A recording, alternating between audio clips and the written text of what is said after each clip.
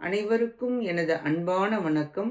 மாணிக்க வாசகரின் திருவாசகத்தில் திருவெம்பாவையில் இன்று 2ஆம் நாளின் 2ஆம் பாடலையும் அதன் விளக்கத்தையும் பார்ப்போம். பாசம் பரம் ஜோதிக்கென்பாயிரா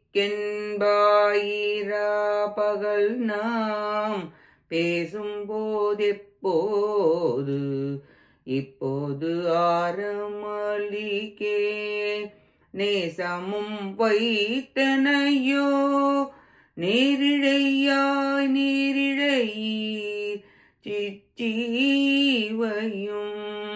சிலவோ விளையடி ஏசும் இடம் ஈதோ விண்ணோர்கள் ஏத்துதற்கும் கூசும் மலர் பாதம் தந்தருள வந்தருளும் தேசன் சிவலோகன் தில்லை சிற்றம்பலத்துள் ஈசனார் கண்பு ஆரியம் ஆரிலோரம்பவாய். விளக்கம்.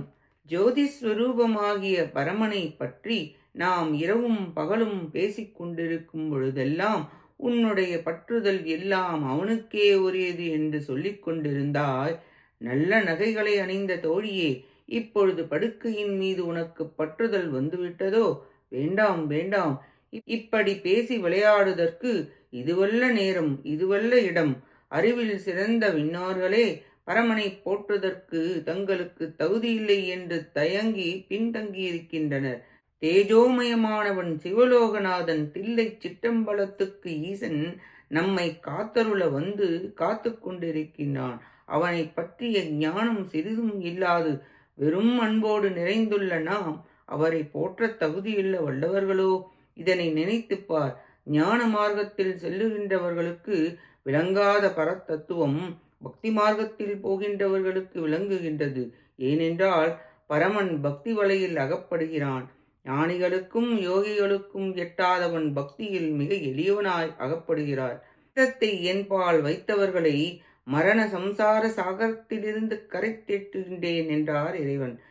விஸ்வரூபத்தை உடைய ஈஸ்வரனை தவிர வேறு ஒன்றிலும் பற்று வைக்காது அவரையே சார்ந்து அவனுக்கே பணி செய்யும் பான்மையுடன் அனைத்தையும் அவருக்கு அர்ப்பித்து சிதைவுறா யோகத்தாலும் என்னை தியானிப்பவர்களை கட்டாயம் கரை தேற்றுகிறார் ஈசன் என விளக்குகிறார். இதை ஏற்று எழுந்து அவர் பாதத்தை பற்றி அன்புடன் வணங்க அழைக்கிறார் மாணிக்கவாசகர்.